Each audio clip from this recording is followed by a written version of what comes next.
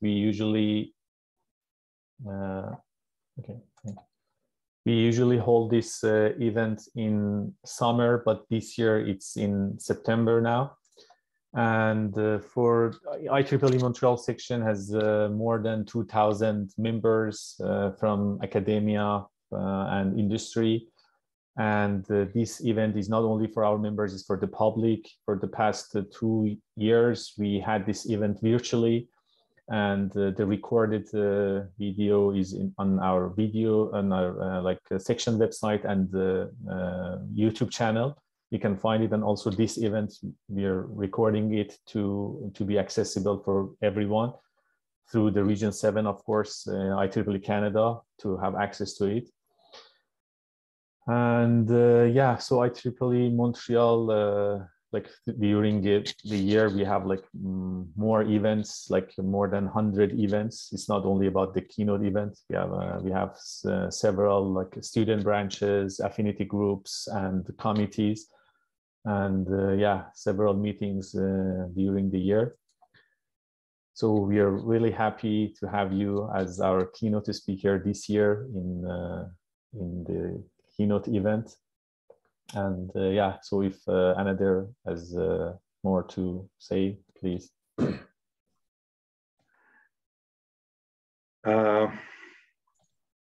Let's see. It looks like a video doesn't work. Or...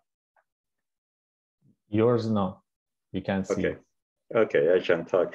Anyway, no, Hamid Reza, thanks for organizing this important talk for our section. And yeah, I think we heard a lot about Yolande for her major role that she's playing in Montreal at McGill University. And for Montreal section, yeah, it's almost a few years ago, we celebrated our 75th anniversary of the section.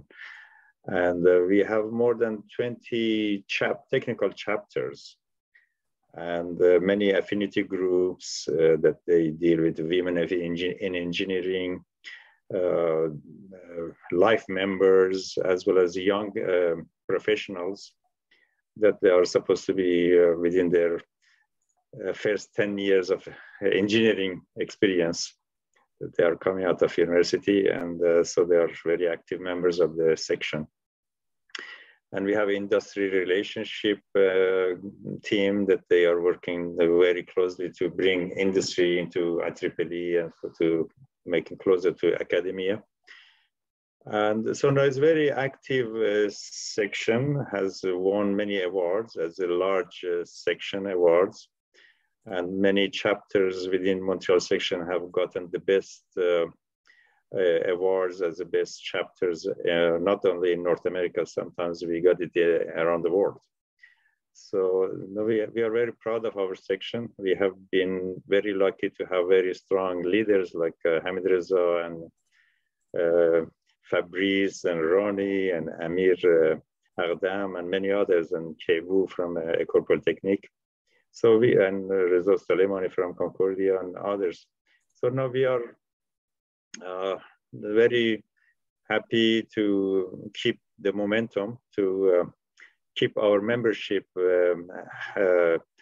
informed, involved, and bring in the many volunteers within the activities, and organizing a lot of conferences in Montreal. And these conferences makes life very easy for our students to attend and benefit from the latest technology and knowledge around. So no, I'm very pleased. I have been involved with the IEEE section since 2006, and still we move forward. And so we are pleased to have you, Dr. Chan, with us, and looking forward to listen to your advices and your instructions, as I would say. Thank you, Hamid Reza, and thanks. Thank you. Thank you. Thank you very much, Anadir. You are like a pillar to the IEEE Montreal, and many young professionals and volunteers, they learned a lot. We are one of the volunteers anyway to do our contribution. Thank you. So I would be happy to begin. Sure. Thank you very much. So let's get started. Good evening, everyone. I would like to thank everyone for coming today and welcome you to the IEEE Montreal keynote event. I'm really excited to introduce our speaker this evening. Like many of you, she comes from the electrical engineering background. Professor Yolande E is the Dean and James McGill Professor at the Desautels Faculty of Management, McGill University.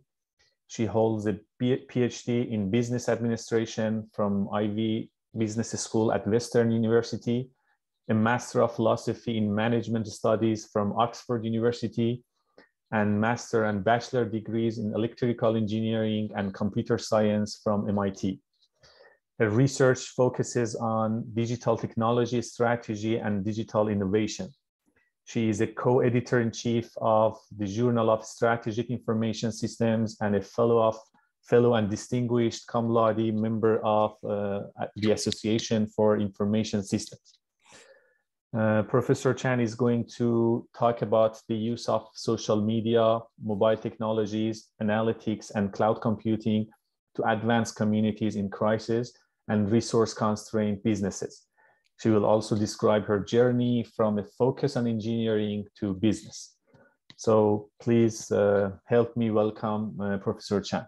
So the floor is yours. Thank you. Thank you so much. And thank you for the very warm welcome this evening.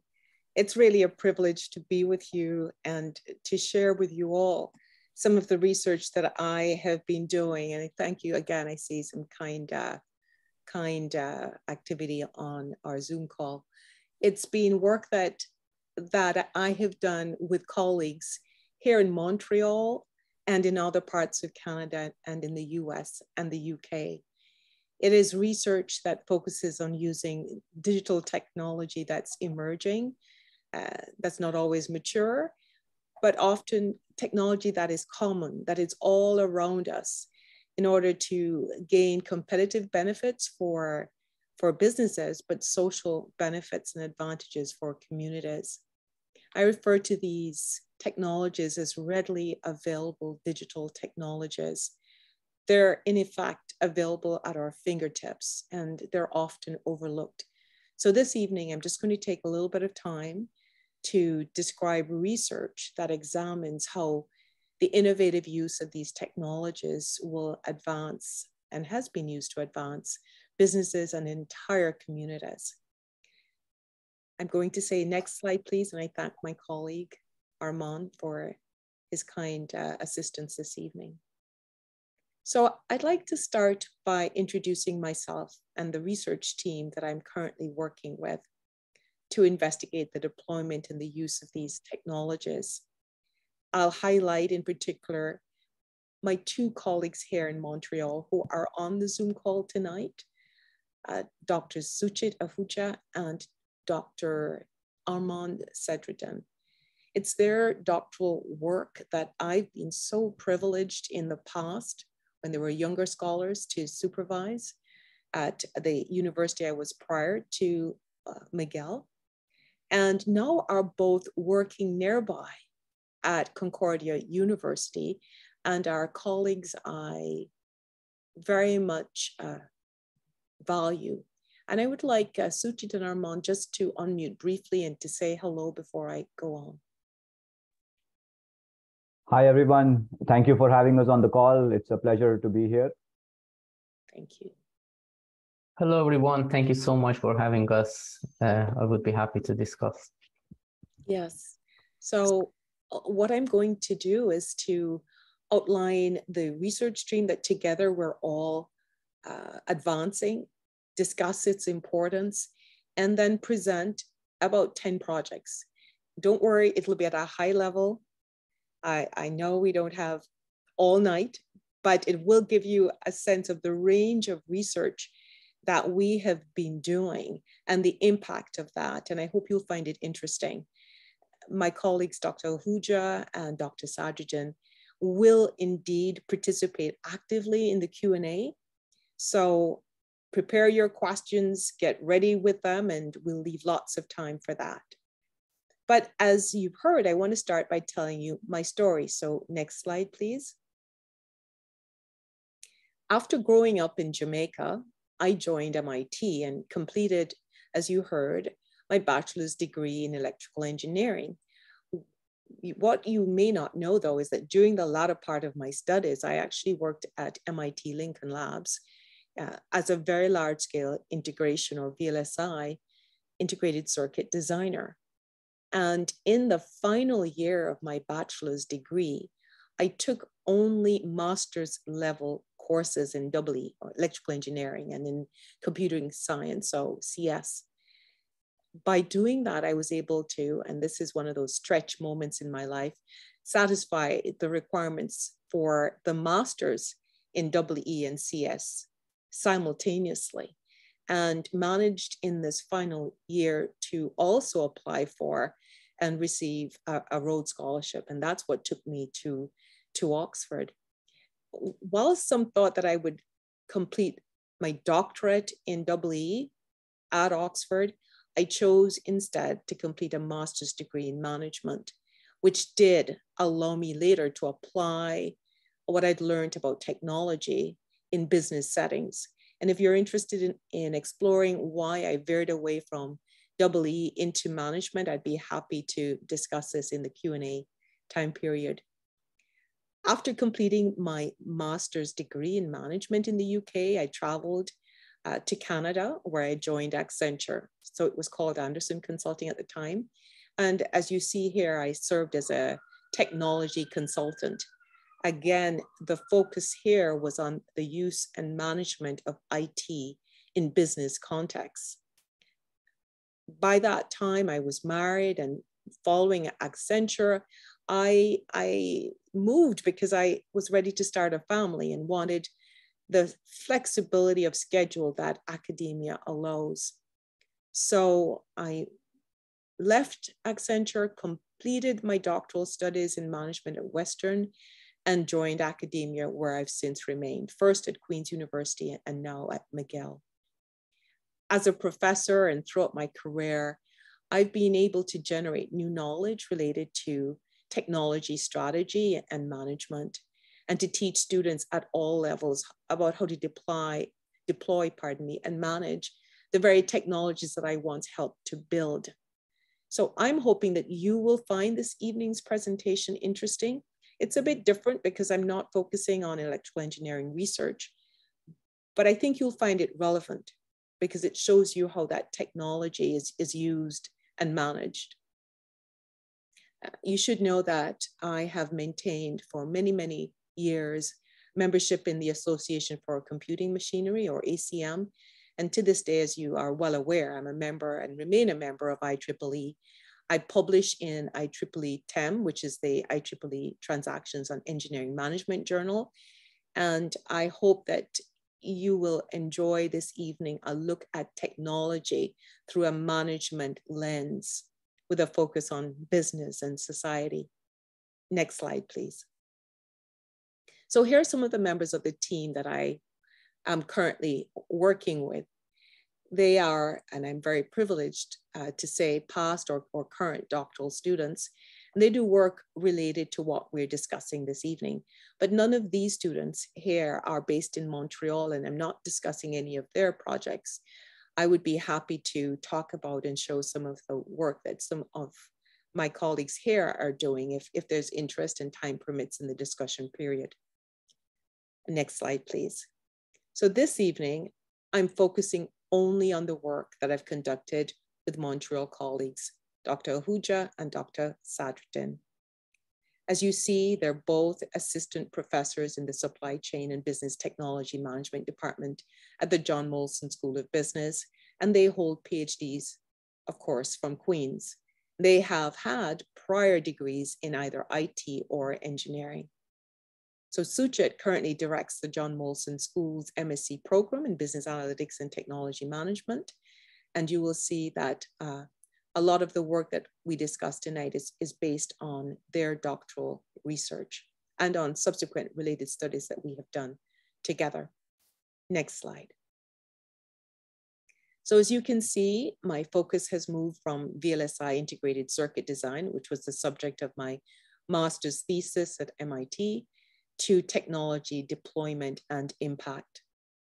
I encourage the engineers on the call to consider interdisciplinary research with management scholars like myself and others to increase the business and social impact of the technologies that you continue to design and to optimize. Today, key components of my research are digital technology, platforms, ecosystems, strategy, innovation, entrepreneurship, and the related impacts. A lot of the technology-enabled innovation that I've examined in studies are in contexts that are resource poor. So an underlying research theme of a lot of what I do is using technology to do much with little. And you will see that I study resource-constrained startups, small firms, and communities that are struggling. I examine approaches to technology deployment to enable something that you'll hear about in a moment, which is frugal digital innovation. Some of the studies have focused on SMAC or SMAC, with the S standing for social media, M standing for mobile technologies, A for analytics, and C for cloud computing. Let's look at some of the other terms you see here. I won't provide the academic references as I speak this evening, but trust me, the research and the definitions are grounded firmly in the management information systems literature. So from a business perspective, a digital platform is a technology-enabled forum or system for exchanges of information, goods, and services that occur between providers and consumers.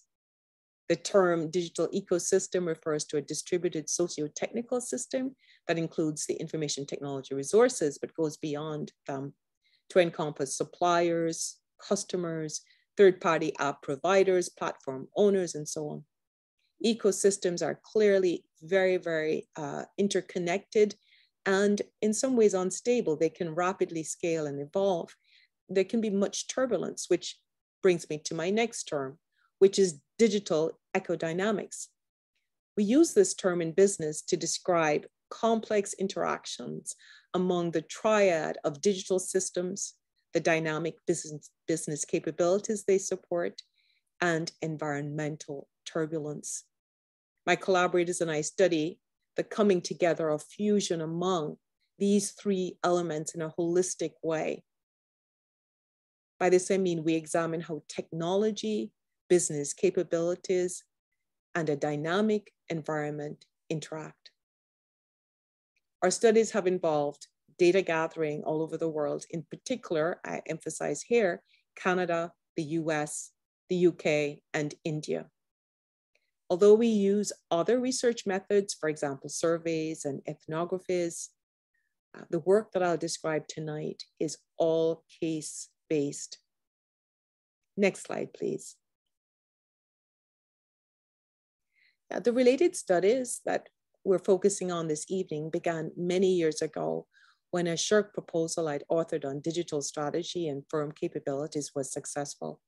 A stream of research was birthed that later focused on incubators and small firms, startups, and the role of technology. Several SSHRC and MITAX grants were obtained. In the very high-level model that you're seeing, I draw attention to an entrepreneur's or founder's decision to launch a new venture. This may be driven by a problem, for instance, COVID, or an opportunity, maybe a new technology. Let's say blockchain is suddenly available. In some cases, the new venture is able to be part of an incubator or accelerator and receive a range of support that can include mentoring, finance, networking, technology tools, and so forth. But in other cases, the startup competes alone with no incubator support. Either way, over time, the startup firm develops capabilities that enable it to compete successfully. The theory that I use here, it's called the resource-based view, suggests that if the startups use resources that are valuable, rare, difficult to imitate, and not substitutable, or if they embed them in processes that make them so, there can be competitive advantage. The other theory that underlies this model is dynamic capabilities theory, which argues that these resources, these valuable resources, support what we call basic or first order firm capabilities that in dynamic environments need to be modified dynamically. So when we look at firms in crises, be it a pandemic or a war or a flood, the IT-based resources and capabilities can be critical to the firm's ability to compete, to overcome risks and threats, and to survive. Next slide, please. So we're going to look at some of the studies that we've been doing in recent years. This one focuses on a concept that we call frugal digital innovation, and it's with my colleague Suchit Ahuja. So we examined how institutional voids and other constraints are overcome using affordable digital technologies. It's important for me to define some terms. Institutional voids arise in the absence of Western-style market-based institutions, transactional intermediaries, and regulatory contract enforcement mechanisms. They can impede the implementation of business strategies and social programs. Frugal innovation helps us overcome these voids. It's an emerging paradigm of innovation. We define it as a product or service or process, a solution that emerges despite financial, human, technological, and other resource constraints, where the final outcome is more affordable than competitive offerings if available, and where the solution meets the needs of the customers who otherwise may not have been served, or they may have been underserved. So frugal digital innovation achieves this frugal innovation using digital technologies. Frugal innovation is mainly practiced in developing countries such as India, China, and Brazil.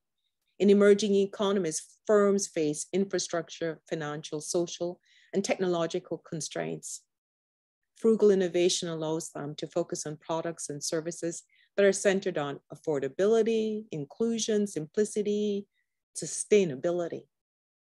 For a given price, the value created is higher than for other existing solutions. The reduced cost of production for the firm and the reduced purchase price of goods or services for the customer are hallmarks of frugal innovation. So we suggest that one of the best examples of this type of innovation is the M-Pesa mobile payment service. Some of you may have heard of it. It was developed in Kenya to overcome the lack of physical banking branches. So using a simple SMS-based transaction system, people use their mobile phones to send and receive digital currency. The affordability, scalability, and simplicity of M-Pesa has made it so successful that the vast majority of the Kenyan population use it today. So with Suchet, not only did I look at the use of frugal digital innovation to overcome institutional voids in developing countries, we investigated and validated the relevance of frugal innovation in industrialized nations such as Canada. And we found that this form of IT-enabled innovation can affect the long-term competitiveness of domestic Canadian firms as they expand overseas, but also as they compete at home, for example, in Northern Canadian communities. So in our research, Suchit and I characterize frugal innovation as having three dimensions. There's business innovation that occurs, there's technological innovation, and there is social innovation. Briefly, the business innovation involves reconfiguring underlying components of the business models, for instance, processes, profit formulas, value propositions, and resources in order to grow or establish revenue streams. The technological innovation represents the advancement in the technologies or the different use of the technologies to enhance the production of goods and services. And the technologies such as digital platforms that are emerging often offer simpler, cheaper, and more convenient solutions. The social innovation refers to novel solutions to social problems that are efficient and effective and sustainable, and for which the value created accrues primarily to society as a whole rather than to private individuals. So using case research, Suchit and I showed that by following the principles of frugal innovation, firms are able to design business models as well as technical solutions that alleviate some of the constraints they face. And you can see that the benefits include economic, technological, social, and other benefits. Next slide, please. Here, we're conceptualizing what we refer to as a frugal entrepreneurial ecosystem, where the constraints, voids, platforms, and business capabilities intersect within a challenging socioeconomic and political environment. The figure on the right shows the embeddedness of the frugal firm and individual entrepreneur within the frugal ecosystem. The top half follows the traditional labeling in the business literature.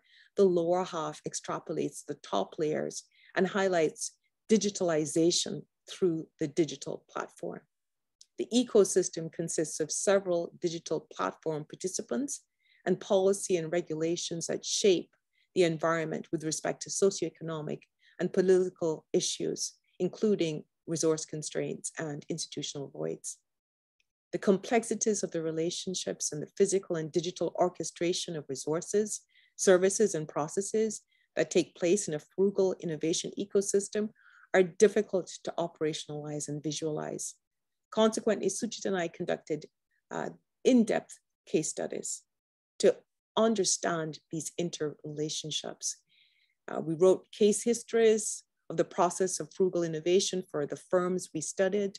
We documented the antecedent conditions and constraints and voids and the challenges.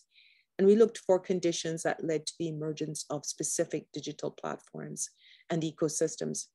I'll just mention in passing that one of the Canadian cases that we studied was a very interesting First Nations case. And I hope that in the Q&A period, Dr. Ahuja will be able to provide you with a bit more information. It was very, very interesting.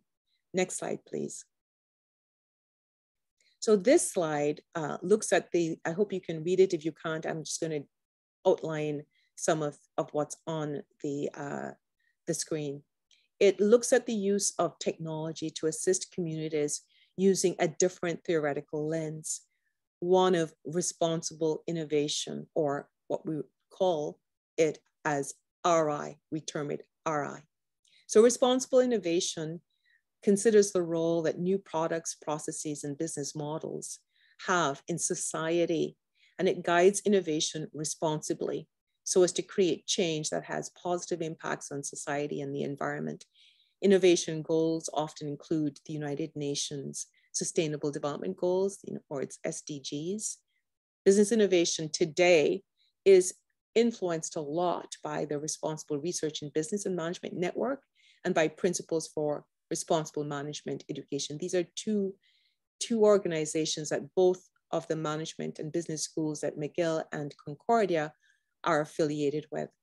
And I will just give a shout out to Dr. Ahuja, who engaged Concordia with the first of these two networks, which aim to build, and this is important, a collective responsible ecosystem of researchers, businesses, and government agencies to address issues of global concern in a responsible, sustainable, and ethical way. So responsible innovation involves a transparent, interactive process in which societal actors and innovators become mutually responsible to each other. Scientific and technological advances are ethically embedded. Marginalized communities that encounter grand challenges such as the lack of access to education, healthcare, and sustained livelihoods have been studied by Dr. Ahuja and me. And we look at the use of digitally enabled responsible innovation to address their challenges. So you know that digital platforms are now quite commonplace, but you may not know that not only do they generate economic value, if they're designed inclusively, they don't have to be exploitative or exclusive. So in this particular study, we show how everyday platforms such as Airbnb and Uber are able to innovate in ways to serve marginalized communities by generating simultaneously economic and social value. And we look at two platforms that orchestrated ecosystems that consist of individuals in marginalized communities. We demonstrate how responsible innovation solutions can be fostered through the digital platforms and provide empirical evidence of the operationalization of the 4 key dimensions of the responsible innovation framework. And you can see them on the slide, I hope you can: anticipation, reflexivity, inclusion, and responsiveness. And maybe just very, very brief definitions. Anticipation in a platform involves systematic evaluation of the potential implications of the innovation. You think ahead, what might be the societal or ethical impacts? Reflexivity of a platform involves continuously monitoring the impacts, scrutinizing the assumptions, activities, and the commitments to the innovation process and the outcomes. Inclusion involves following participatory rather than exclusionary approaches. Responsiveness involves adjusting innovation based on new knowledge gathered during the implementation process. So you can see that we present this phenomenon of responsible innovation as a socio-digital phenomenon. And we really illustrate how technology, using this approach, can be able to address societal challenges. Next slide, please. So study 3 is an offshoot of my work with Suchit and Armand, and I know they'll be happy to provide you with more details in the discussion period. The digital social innovation I just described is studied further and is contextualized within resource-constrained environments. And you see in this diagram several distinct phases of the development of frugal digital solutions. Let me just very briefly walk you through them. So in stage 1, you're building the foundations of a platform business. So this stage begins with the assessment of the environmental constraints. And these challenges may require that the digital platform firm embeds itself within the context and devises solutions that work within the constraints. When resources and capabilities are scarce, the platform firm may need to consider available resources and leverage local contextual knowledge. And this initial focus may be on the social and physical elements more so than the digital. But as we move to stage 2, which is framing a resource-constrained digital platform, at this stage, you're seeing that a viable business model has been established. And this stage is involving the creation of the necessary digital interfaces in order to have the platform be widely adopted. So there may be pressure to scale quickly to reach paying customers, but a cautious approach should really be adopted here. The platform is usually built on flexible technologies that are modular and offer lower operational costs. These technologies would include, for instance, cloud-based technologies with minimal infrastructure costs, the use of free open source technologies, such as social media for customer relationship management. The platform firm focuses on the necessary technologies instead of trying to offer high-end capabilities and expensive technologies. The goal is to embed just enough technology to provide customers with the features they need. Digital elements emerge as important factors in addition to social and physical elements that interact with the platform. Stage 3 involves repurposing resources to build plug and play capabilities. Once the technology framework is in place, the platform may need to recalibrate its resources to be able to accomplish important network effects. So again, in resource-constrained environments with populations that might be inaccessible, the platform services may need to go in search of customers instead of the traditional view of having customers search for the services. In stage 4, you see the creation of social value via the digital platform capabilities. At this stage, one of the biggest gaps a platform can fill is the creation of records and data where none previously existed. Data generation allows for future value capture and for the establishment of downstream revenue within the ecosystem and communities, leveraging various digital mechanisms. Pardon me. I'll just grab some water here. The focus here is on making the ecosystem as inclusive as possible to generate maximum participation and network effects. The platform offers potentials, opportunities for economic inclusion, for social inclusion, and digital inclusion for otherwise marginalized populations. By focusing on simplicity of design and right product feature fit at the right price, the platform can pursue miniaturization of digital services and actually thereby frugalize their offerings. Stage 5 involves scaling the platform sustainably. So at this stage, you're seeing both the physical and digital frameworks of the platform together. They've been established and there's a viable revenue model by this time. The ecosystem has been set up. But to grow further, the platform has to leverage partnerships within and outside of the ecosystem. This allows it to take advantage of growth opportunities as well as economies of scale. The platform can revisit its business model, recalibrate its elements to meet the simultaneous needs of multiple stakeholders. This is where it expands the variety of the physical digital products and services for its customers, and it can take advantages of economies of scale through the partnering activities that it undertakes with government services, NGOs, and others. So finally, in stage 6, we're focused on measuring impacts. Some would argue that this is the most important stage because it's difficult.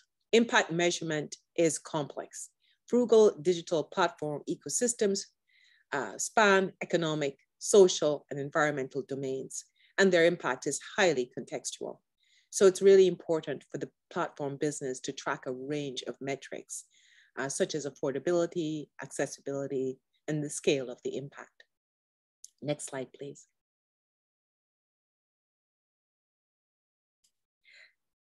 Yes, please do write questions in the chat if you have them. And also my voice was giving out. So if you do have something that's urgent that you don't understand and you unmute, I will stop and respond, but we will leave time for questions as well. So in this study, you see that Suchit, Arman, and I demonstrate how our healthcare platform innovates within constraints to deliver frugal digital solutions to patients within its ecosystem. So we document the frugal digital innovation that occurs, and we identify the process of what we call strategizing a business model centered on affordability. Now I use the pseudonym here of the word e-health to describe a case. So this particular healthcare organization was founded to address the healthcare services delivery gap in areas in rural India with very high costs of service delivery. Remember, there's no universal healthcare coverage in India. So before e-health existed, limited services were sought or provided in areas with high levels of illiteracy and poverty. The government did not have accurate data on neo and postnatal care or even on contagious diseases. Government programs for health were unable to deliver last mile care, and there was limited technology access. Compounding the problem, private doctors and hospitals saw rural communities as not being that lucrative and were less likely to invest in providing healthcare services in those areas. And there were community workers or ASHAs in those areas, but they found it difficult to deliver care and collect data, and they relied on simple tools like field notes and memory. So eHealth addressed these issues with a digital platform solution that was able to connect various stakeholders, including government services and NGOs, physically, digitally, and socially. eHealth didn't have any funds to roll out their healthcare services directly to the public. It had to spend a lot of time and effort to build partnerships and to use a grassroots-driven ecosystem approach. So in our study, we describe the platform action and explain how inclusive, transformative, emancipatory, and connective entrepreneurial actions were achieved. We explain the various physical, digital, and social aspects of this platform ecosystem, and we provide insights into the digital provision of last mile health services to rural populations in India. Next slide, please. So in this study, we shift direction away from our focus on frugal digital innovation to the use of digital technologies in organizations to entrepreneurially build business resilience in times of crisis. So we start to look at crises in this study.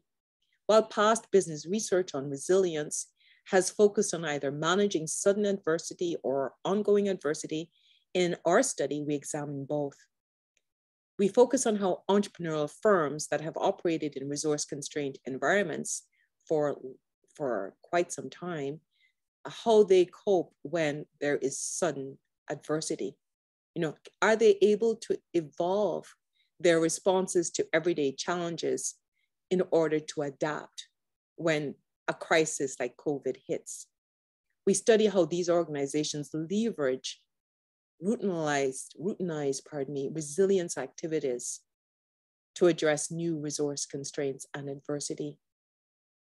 And we look at this through a new construct, digitally enabled resilience.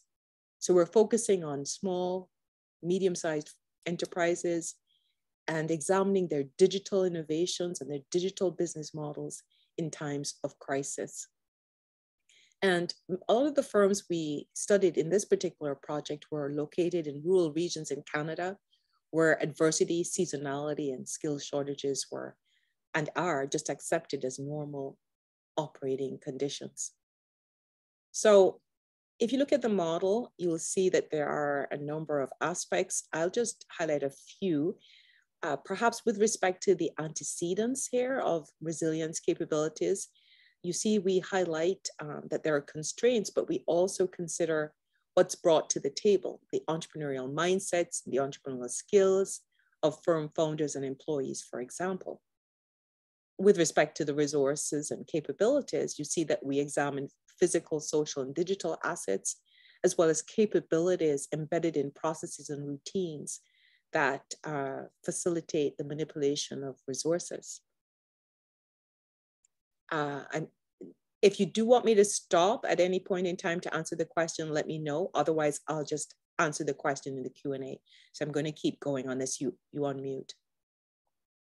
With respect to resilience capabilities, we study the ability to take immediate action, to learn, to bounce back, and ultimately to enable positive functioning. We then study important aspects of resilience, such as perseverance. In this study, though, we show that there can be both positive and negative outcomes of technology-enabled resilience. Although resilience enhances reliability in the face of change and challenge, it may also result in resistance to the change and a failure to learn and to adapt, and even an inability to pivot or to transform. So well-developed organizational structures, technologies, business models, and governance mechanisms, they can assist during times of immediate and extreme disruption, but they can also make a firm less flexible in the face of a changing environment like a pandemic that might require what we commonly refer to today as a new normal. Next slide, please. So whereas in the previous study, we examined digitally enabled resilience in small businesses, in this study, we focus on digitally enabled resilience at the community level. We build on a well-received framework originally presented by Mitroff that posits 5 phases of crisis management. So you need to be able to detect signals, to identify warning signs. So you see signal detection there.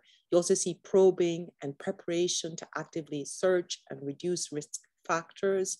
There's damage containment, there's recovery to normal operations, and of course there's learning to glean actionable insights so that you can apply those whenever there's another crisis or incident. So although the original Mitroff model doesn't mention resilience, in our study, we adapt and extend the model to do so.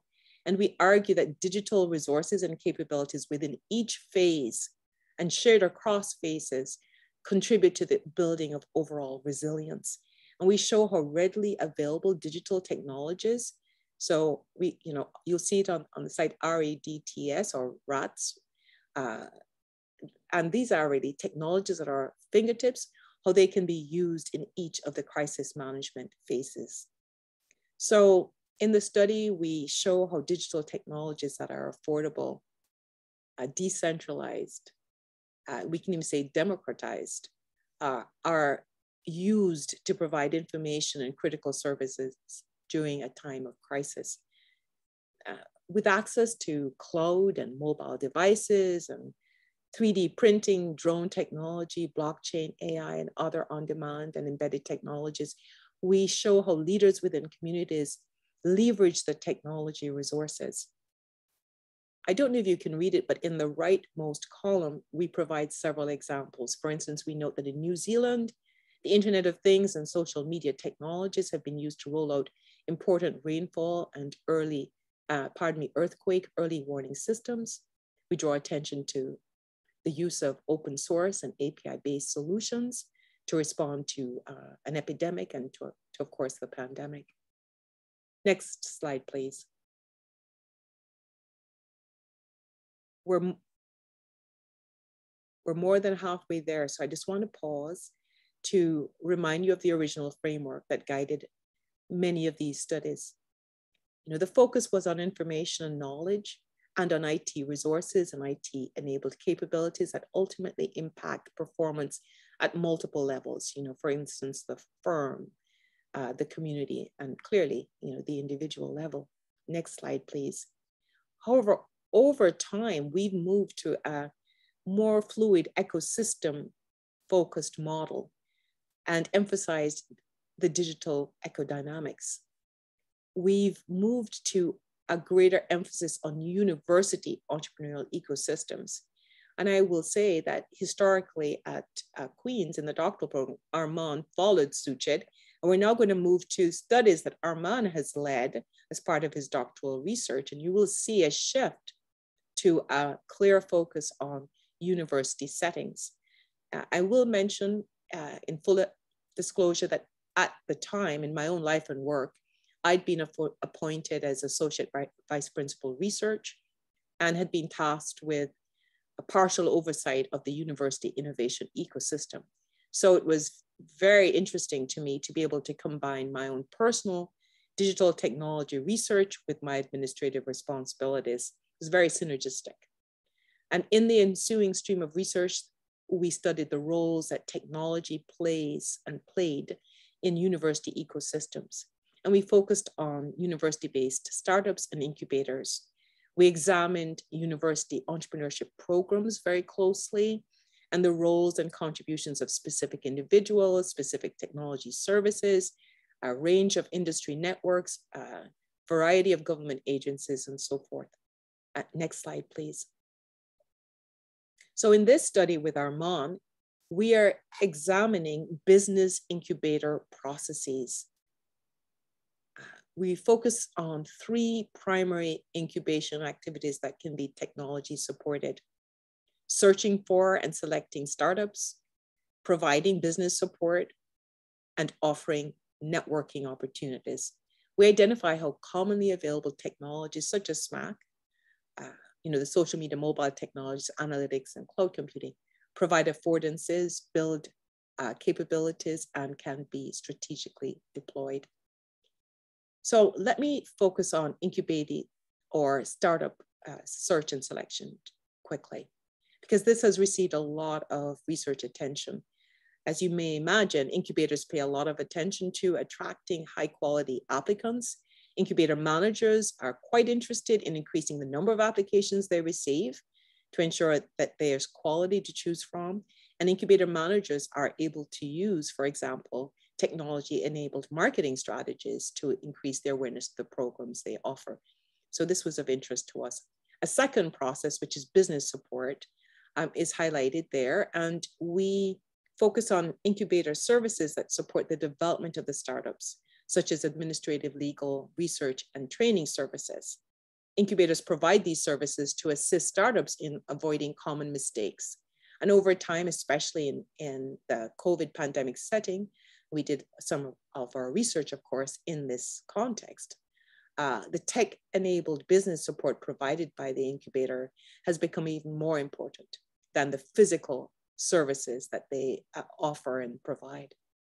So incubators have increased their reliance on IT tools and systems, and for instance, to monitor the performance of startups and their own incubator performance.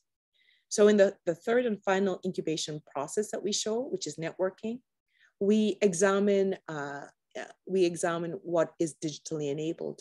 So in addition to providing internal business support, we should just mention here that incubators are focused on connecting their startups externally, to businesses, venture capitalists, mentors, potential clients, etc., to help the startups gain resources they need, like financial capital, social capital, technical knowledge, market knowledge, you can imagine. This can reduce the uncertainties that the startups face, and it can help them to understand market trends, validate their products, and so on. So an incubator's goal is to reduce the likelihood of the market failure of the startup and to ensure that the startup will successfully graduate from the incubator. As these startups graduate, by the way, they become part of the external network of the incubator and part of the growing supportive innovation ecosystem. So in this study, we show how the use of technology resources, such as SMAC, can improve incubator competitiveness and success. We focus on these technologies because of their affordability and accessibility. And we encourage incubators, when we discuss the implications of our research, to consciously form strategies around innovative technology use. I'll give you an example. Take social media, Facebook, Twitter, whatever. That can allow incubators to disseminate information, gain visibility, signal successes, inform clients, inform employees and other stakeholders about various business developments. Social media can be used strategically to observe clients, get closer to them, to develop incubator brands, to maintain ubiquitous connectivity with clients wherever they are, whenever. Similarly, social media can provide outsiders with a glimpse into the incubator and can help startups to evaluate whether or not the incubator is right for them. Social media can be used to develop and promote associations and networks, build relationships, communicate key messages, and so forth. So, in effect, the social media technologies allow for connection with a wide range of audiences with no need to have any direct business connections. So in the study, we provide these examples and other examples of how incubators are innovatively using tools. Yes, not just social media, mobile, analytics, and cloud as well, to strengthen and expand their operations and services. I won't provide any more examples now, but there are several examples in the table, and we're happy to expand on this further in the Q&A. Next slide, please. So although we've just been discussing technology at the incubator level, a parallel examination took place for us at the level of the incubatee or the startup. So in our paper, Armand and I also describe past research that speaks to the use of SMAC in order to build firm capabilities. The table lists on the right-hand side some of the IT-enabled capabilities documented in the literature. For example, providing access to information anywhere, anytime, anyhow, pushing out communications, supporting collaborations, providing customized services, controlling workforces, and so on. And in the study, we empirically identify other SMAC-supported startup capabilities. For instance, we show how the use of digital technology can support startup immersive learning, opportunity discovery, technological transfer, makerspace utilization, market engagement, and a lot more. Next slide, please. So technologies, however critical, we must point out, don't automatically deliver value. It's important to examine how digital technologies are actually used, say within a startup or firm or larger firm. In our study, we discussed the concept of digital or technology affordances. Affordance theory argues that depending on the context and other environmental factors, the relationship between goal-oriented actors and technology objects or artifacts can result in very different affordance actualization processes. How do we define this? We say that an affordance is the potential for action associated with achieving an immediate concrete outcome and arising from the relation between an object, for instance, an IT artifact, and a goal-oriented actor. And we examine specifically how digital affordances arise when born digital new ventures interact with readily available digital technologies such as SMAC. Past studies have identified affordances associated with the interaction of different actors and specific digital technologies, such as social media and Internet of Things, augmented reality, blockchain, and so on, and looked at the affordance actualization processes. But we were unaware of any studies that looked at the actualization or the realization of the potential, the digital affordances in the context of digital entrepreneurship. So our study helped to fill this gap. And while affordances concern the mechanisms that facilitate how a goal-oriented actor interacts with different IT tools in order to realize these potential affordances or opportunities, organizational capabilities can be considered as the actualized or realized affordances. So in our study, we explored the development of 3 important IT-enabled organizational capabilities, and you see them on the right-hand side: IT infrastructure capability, IT business spanning capability, and IT proactive stance. I'll very, very quickly define these terms. IT infrastructure capability refers to the ability to integrate real-time data and processes by developing, shareable platforms for better data management and network communication services using emerging digital technologies. IT business spanning capability looks at the ability of a firm to envision and exploit IT resources to support business objectives. It impacts decision-making processes in firms and captures the extent to which technology is fused with business processes.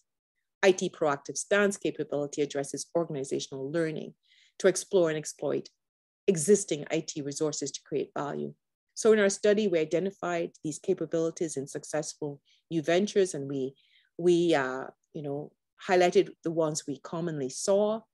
If we focus, for instance, on IT proactive stance capabilities, we identified capabilities such as the use of technology to enhance product awareness, to acquire new customers, to identify and recruit talent, and to build a culture of exploration and experimentation. Next slide, please. We're getting close to the end now. Just have a couple slides and we're done. So in this related paper, which is largely conceptual, we develop a framework, all 3 of us, to identify and classify digital affordances. This is a theory building paper. We highlight that although scholars in the literature have expanded the original view of affordances, which initially only applied to the individual or the user, to now apply also to the organization, prior to our research, to our knowledge, digital affordances had never been discussed at the ecosystem level.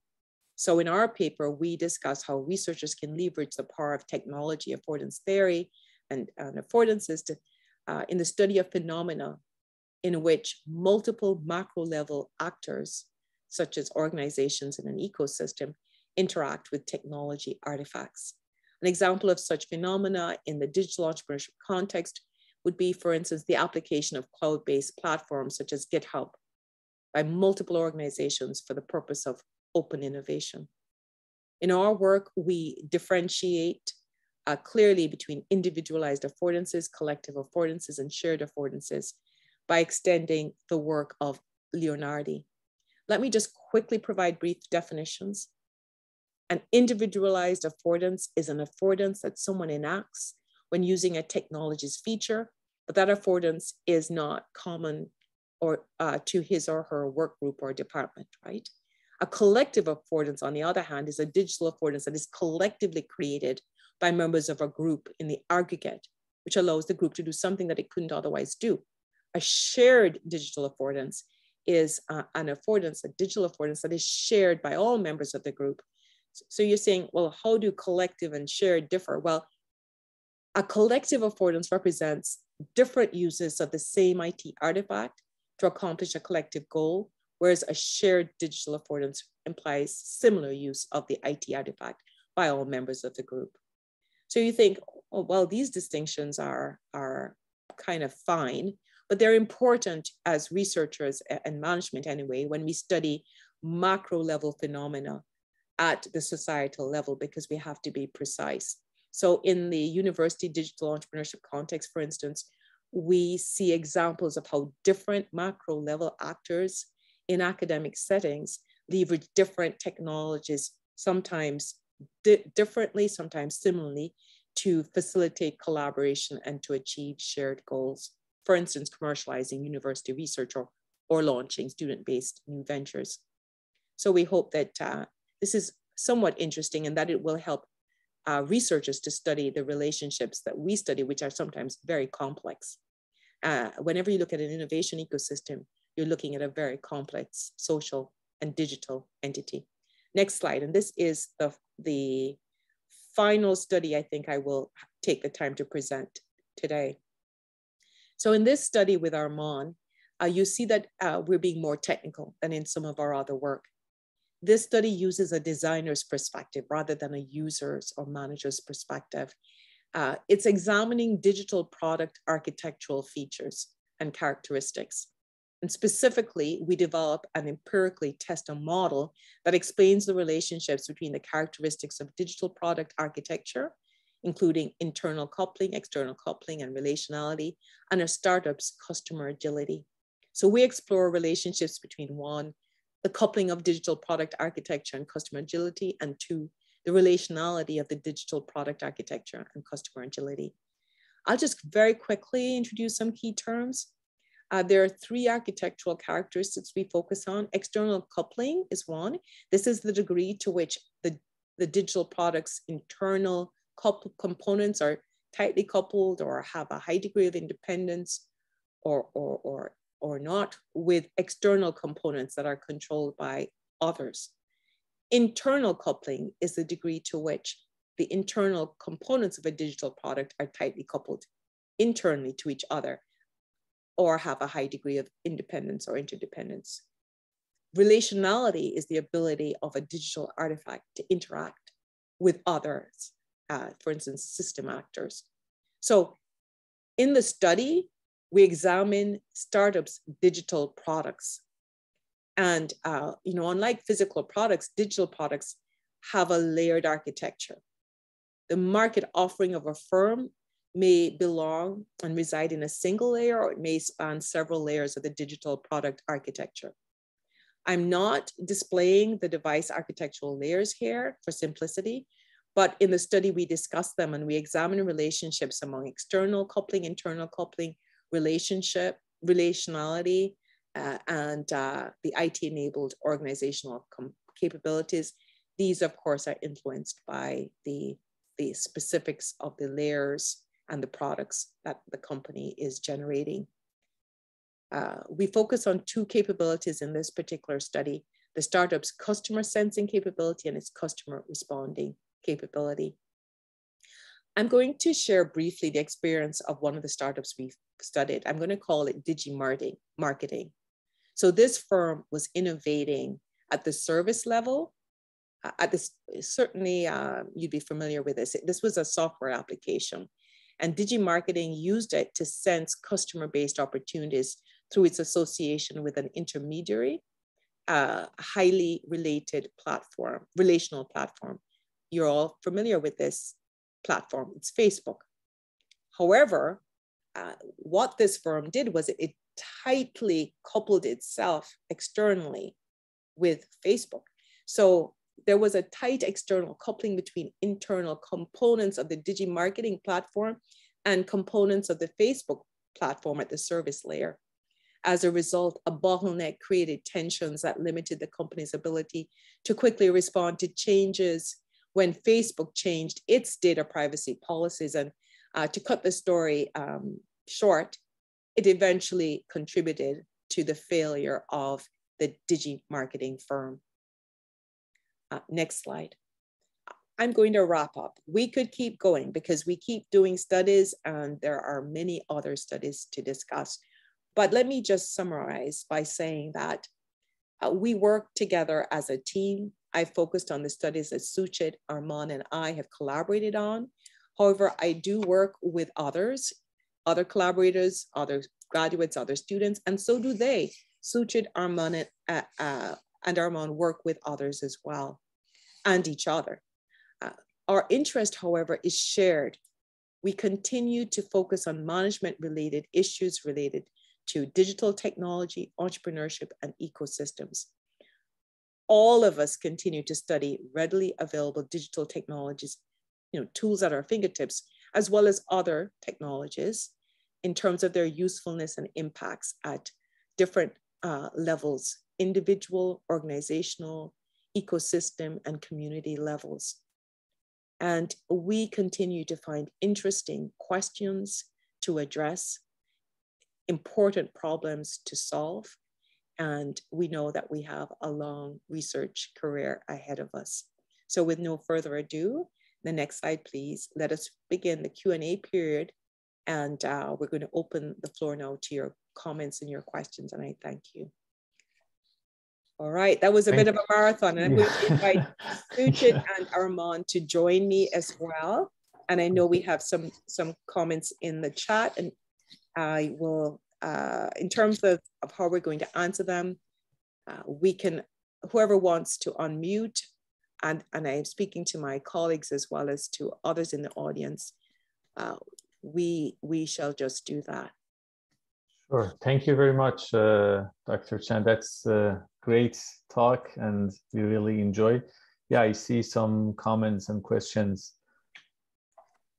The first is from Benoit Boulet. It's wonderful to see you in the call. It's wonderful. So I'm going to throw this one at Suchit, who is our frugal innovation expert. Could you please compare and contrast frugal innovation and the lean startup methodology? This sounds like a dissertation question. You're in your thesis defense again. Good. Thank you. Thank you. Thank you, Professor Boulay, because it actually reminds me of feedback that we were receiving from reviewers back when I was submitting to journals as well as conferences, and they were coming back with this question is, how do you differentiate between lean and frugal? And so I had to come up with a conceptual understanding of both, and so try to show where they overlap and where they don't. So I went actually all the way back to a blog written by Eric Ries about what does it mean to be lean from the lean startup methodology, right? So one of the core things that he says that being lean means being cheap is actually a myth, right? So the myth is about, it's not about cost, it's more about quality and how quickly can you learn from iterating to get to where you're getting, right? And the other thing about lean is that it may or may not necessarily be a social outcome that you're chasing, right? But in frugal, there is always going to be some kind of social outcome that you're chasing because of the context in which you're developing it is resource constrained. So you inherently need to think about affordability. You need to think about product and features, which ones are absolutely essential and which ones might be, non-essential, or as I like to call it, fluff, right? So if you can get rid of the fluff and only focus on products and services that are absolutely necessary to meet the needs of those customers that may or may not have a solution like that, existing in the market. And so that's sort of the difference between how do we do frugal and how do we do lean. The case that was pointed to earlier was M-Pesa. Now, the reason M-Pesa exists is because there was no physical bank branches. So they had to come up with an affordable solution. So what does it mean to be affordable in this case? It was that you need to figure out, how am I going to provide money exchange capabilities to people using non-smartphones? So this is, they are still on the typing type of phones, and a 2G connection, because in Africa at that point there was no 3G. So they had to iterate, through removing sort of all of these unnecessary features that would otherwise be built into such an app, and only focus on what was sort of, in lean terms it would be called minimum viable product, but this is even more minimum, more viable, and more focused than what you would do in a lean startup. So again, the inherent thinking about how do I meet these social needs by focusing only on the core capabilities that I want to deliver with my product. So I hope that's a great answer, Sujit. Great answer. Thank you very much. Thank you. Thank you, Sujit. Great answer from a great colleague. Okay, so the next one is a great question from a fantastic organizer and leader of this community. And there are two questions actually. How do entrepreneurial objectives, say of the research team, how do they deal with integrating university, governments, and industry engagements? And then there's a second different question. I'm going to rephrase what I think this first question is, and please unmute and clarify if the question hasn't been interpreted as you intended it. So I think I'm hearing, how does the research team deal with integrating university, government, and maybe business engagements? And what I will say is that a number of the projects that we've done together involved all three. So of course we were representing the university, the research community, but we were working, say, with the municipal or the provincial government. In one of our projects, it involved a series of visits to an incubator that was actually funded through the municipality and using federal government funding. And also, of course, involved businesses, and these were being spawned. So we were bringing together all three elements. I think that our goal as researchers was to assist those we were studying. So we reported back to them our findings and shared with them some of our models. And I hope that they could see implications for their own best practices. But from a government perspective, it shaped the kinds of funds that they were allocating and making available. It helped them target funds differently. We actually, one of my SSHRC grants, the collaborator on the SSHRC grant is a government representative, and at the time was a federal government representative, and today is a municipal government representative leading the city. So absolutely shaping what was going on practically, as well as hopefully generating new knowledge. Is that a fair response, or did we miss? Yes. No, basically, the question is that you're in academia, and to see how you will integrate for a specific project these three entities. So the issue is how you start this momentum to come to a process to get help from all these three parts. Thank you. And that's the second part, which is how do you start a project dealing with, for instance, a global ecosystem or social disaster, for example, COVID. And Mon, I'm just wondering do we want to, yes, I guess we can keep the slide up. I was wondering if we should stop sharing, but this is fine as well. The bottom line for us is that we of course, would never go and create a disaster.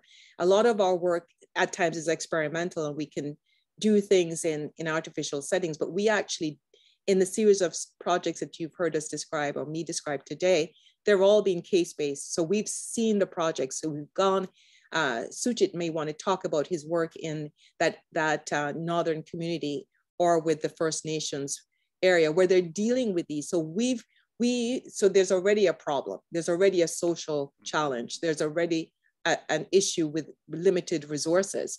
We are there with our research lens, and we inject ourselves into this, to promising to do no harm and only wanting to do good. And in many of these cases, but not all, governments are there because of the dire nature of the situation or the resource limitations. So it's by our choice, the choice of the project. I don't know if Armand and Suchit wish to speak to this further, but it's by choosing the cases and by gaining access to scenarios that we can study using researcher tools for not just the academic good, but also hopefully for the good of the communities and businesses we study. I think you made a very nice point to clarify really how you select your case. That's the question. So again, I saw Armand was going to unmute, but I'll just say one thing. We have to theoretically identify what we need to study. So depending on the theory that we are extending or testing, there may be aspects, you saw some of the frameworks. So we would need to look at cases that we could exercise in terms of each of the elements of the framework. If you're looking, for instance, at shared versus collective versus individual affordances, you would need to have a case that shows very different kinds of affordances that we could then study. Or if you're looking at, different aspects of responsible innovation and how they've been technology supported, again, we would be looking for examples that allow us to see the various aspects that we wish to explore. So I'll pause and let Armand and Suchit add to that if they wish. Thank you so much, Professor Chan. So I guess, one other aspect, of course, it's theoretical, so we are looking at the theory. One other aspect is looking at the literature. So we have the literature that is telling us the role of government, academia, and industry are important in this type of studies, like triple helix of innovation, quadruple helix of innovation. So those are the literature that are already telling us. And we are borrowing from that literature. Of course, our research is qualitative case study. So we do conduct semi-structured interviews with our cases, and we are getting more information from them. So when we are understanding their challenges, we find the connections and like some of the root causes. So that can give us the idea to go further and start interviewing more participants in our study. And actually, that's one of the key challenges in this type of a study, because like you go further and further and you see like, there is a way to move forward, and the problem could be very deep in that sense. But yeah, so that is another nature of our research, the qualitative aspect and how we collect. Perfect. Thank you very much. That's great. That's good clarification. We do have backup slides with some pictures to show like the reality of the situation. So if you permit, we can go to that one. Perfect. So this one is so this is in India, and this was a platform that had somehow figured out how to orchestrate an ecosystem around waste collection workers that were previously being exploited because of several reasons and constrained environments around in that city. So for me to gain access to this ecosystem, to get to the actual data that we needed to get to, it was absolutely important that I go and talk to the garbage collectors. I go to the waste collection workers and talk to them. And so you see pictures on the right that I have from my site visit to actually go there and talk to these people in their environment to learn more about what the challenges are, what were they doing before the platform and the ecosystem existed, and how the platform and ecosystem has actually transformed their lives. So getting to this point is not the easiest of things to do. It takes multiple levels of negotiation, communication to get the right, permissions, to finally get to, okay, now I have a good enough collection of data that I can start drawing some conclusions and inferences from that data. But it involves sort of first talking to people that might have access to the company that actually designed the platform, then having to connect with government and NGO that contribute to the ecosystem, and then finally going to the actual core user or sort of the participant, the main actor within the ecosystem, which were the waste collection workers. So it's complicated. You have to kind of spend a lot of time and effort to embed yourself in this situation or circumstance to actually find out the reality of what is going on and make sense of it. So basically, practical implication is not only theory. It's not theory. No. So everything we do has relevance of practice for sure. Absolutely. Excellent. Thanks a lot. Very much. Well, thank you. Excellent question and very, very wonderful response. I want to look at some of the other questions. I don't know if we have 5 minutes or 35. I'm going to aim for 5, but let me know if we have more time. And we can actually look at this slide. It says, comment on how concepts scale with the size of the organization from a small startup to a multinational. What I was going to say here was that it gets much more complex. So thank you. That's helpful, Armand. You're showing a different example here, a set of examples. Clearly the complexity increases, the scale increases, and for me, it becomes less easy to generalize. It's less easy to demonstrate impact. The bigger the ecosystem, the more complex the issues and elements that you're examining. But we argue that we shouldn't run away from the examination of these complex systems. It's easy to sit in my office and work with a specific tool and to look at its use or management at a user level. But it is more difficult to go to the firm. It's more difficult to go to the ecosystem. It's definitely more difficult to go to the society. But it doesn't mean that we shouldn't theorize and that we shouldn't study.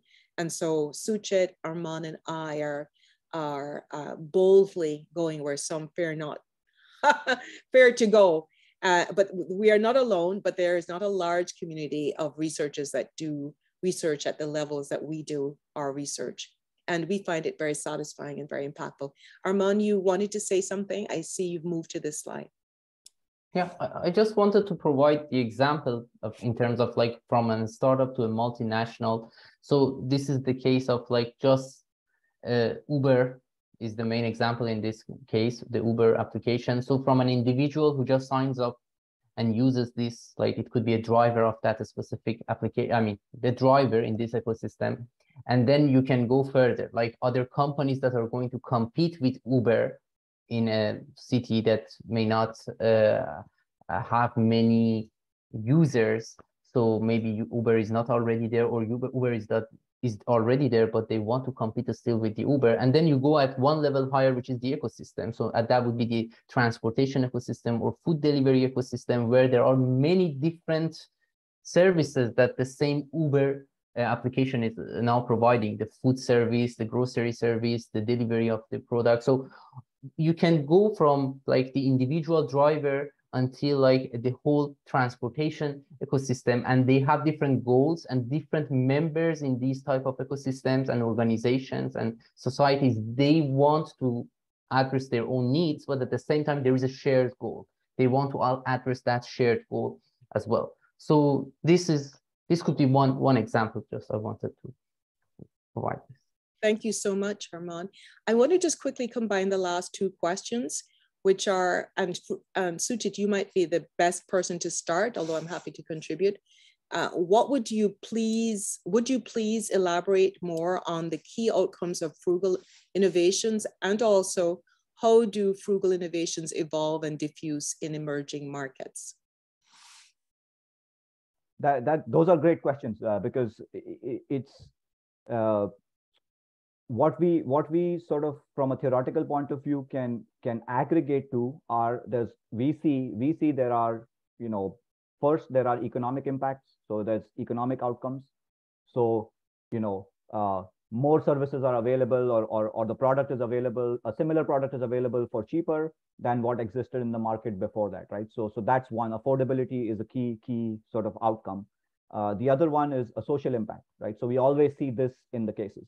There is a social impact that occurs in terms of whether it's, access to better livelihoods, access to, ease of access to markets, ease of access to customers, something around sort of helping people, move one level up from where they were in the societal strata before this innovation existed. And then the third thing that we see is either environmental or financial, depending on what the context is. So we see different aspects of sort of the outcomes in that case.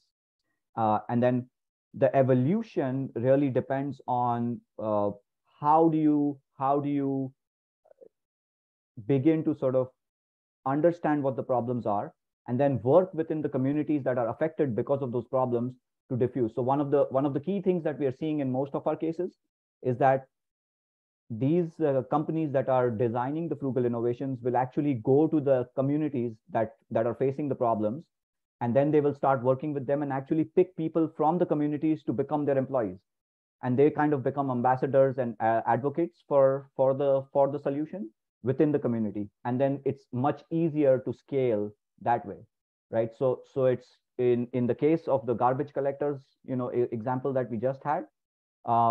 So the platform was established, but they wanted to there was no way to bring all of the waste collectors to the ecosystem. So what they did was they chose a person from the community and trained that person on how to use the app, how to use the dashboards, how to manage the waste collection operations in that waste collection center. And then that person sort of was appointed as the manager. And he was the one who was bringing people in, saying, by working here, you have much better access to daily wages and livelihood, and you have more job security than if you were just working for daily wages for cash, where you're not being paid enough and you're being exploited by something known as the waste mafia. So lots of the people from the community then see this difference. Okay, if I join this ecosystem because one of the people that is known to us is advocating for it, there's legitimacy there, and then they join. And so the scale actually picks up that way. And so this is on one side. The other side is they promote it as a way to become responsible citizens, right? So the platform had a social media campaign. It kind of used Facebook and Twitter and everything to tell people that there is a way to sign up for this, and you are then going to affect the livelihoods of these people. So sign up into this ecosystem so that these people can come to your houses and collect trash, instead of depending on other government services that existed, which were not reliable and were kind of breaking down. So those are two ways in which there is growth of the evolution and diffusion of how these frugal innovations actually spread in emerging markets. Thanks, Sujit. And I think that response doesn't need any addition from me. That was excellent. And I think in the interest of time, unless there are other questions, and this is the time to raise them if there are, we will draw our contribution to a close and simply thank you all for having us, and that you know how much we've enjoyed being part of your community, and I am on an ongoing basis a part of the community. So I look forward to other sessions, and I hope that you found this one interesting and helpful. Sure. Thank you very much, Dr. Chan. Thank you, Dr. Sujit and Dr. Arman, for interesting talks. And yeah, I'm pretty sure that everyone enjoyed this great talk. And yeah, for sure, we will be happy to have you all in our future events. Yeah. Great.